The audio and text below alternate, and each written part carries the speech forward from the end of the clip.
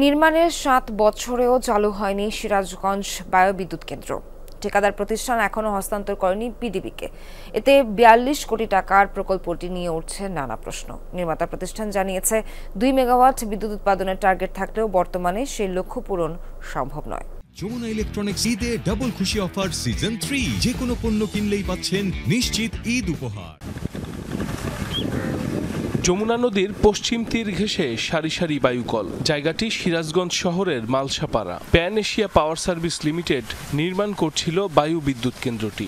২০১৮ সালে শুরু হওয়া এই প্রকল্পের ব্যয় ধরা হয় ৪২ কোটি টাকা। ৮টি টাওয়ার নির্মাণ হলেও যান্ত্রিক ত্রুটি ও নানা জটিলতায় ৭ বছরেও সেটি বিদ্যুৎ বিভাগকে হস্তান্তর করতে পারেনি ঠিকাদারি প্রতিষ্ঠান। অথচ ১ বছরের মধ্যেই বুঝিয়ে দেওয়ার কথা ছিল।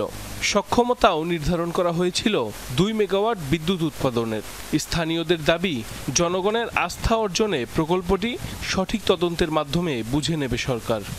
শুধুমাত্র দুর্নীতি করার জন্য এবং লুটপাট করার উদ্দেশ্যে শুধুমাত্র এই প্রকল্পটা বাস্তবায়ন করছে বিগত সরকার। এখানে কাজ ধরার পরে আজ অব্দি আমরা যে চায়নাবাদে বিভিন্ন সময় ঘুরতে ফিরতে এখানে আসি, কখনো দেখি না একটা পাখা বন্ধ ঘুরে। ৫ মাস টাইলে ছিল, টাইলে থাকার পরে আস্তে আস্তে জিনিস নষ্ট হওয়া দিল।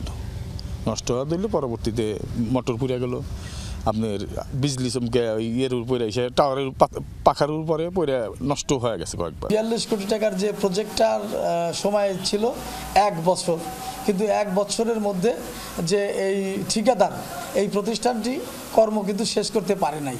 নির্মাতা প্রতিষ্ঠান প্যান এশিয়া পাওয়ার সার্ভিস লিমিটেডের স্বত্বাধিকারী জানান, প্রকল্প শুরুর পর কোভিড পরিস্থিতি এবং পরবর্তীতে টাওয়ারের উচ্চতা নিয়ে জটিলতা তৈরি হওয়ায় বাড়তি সময় লেগেছে।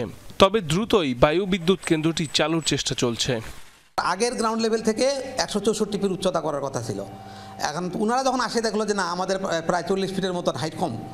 তো এখন আমাকে বললো যে এই অবস্থায় আমরা প্রজেক্ট বুঝে নিব না, আপনি আমাদেরকে এই গ্রাউন্ড লেভেল থেকে ১৬৪ ফিট উঁচা করে তারপর আমরা বুঝে নিব। বায়ু বিদ্যুৎ কেন্দ্র প্রকল্পটির বিষয়ে বিদ্যুৎ উন্নয়ন বোর্ডের কর্মকর্তাদের সাথে যোগাযোগ করেও কোনো সাড়া মেলেনি। সাইফ আহমেদ, যমুনা নিউজ।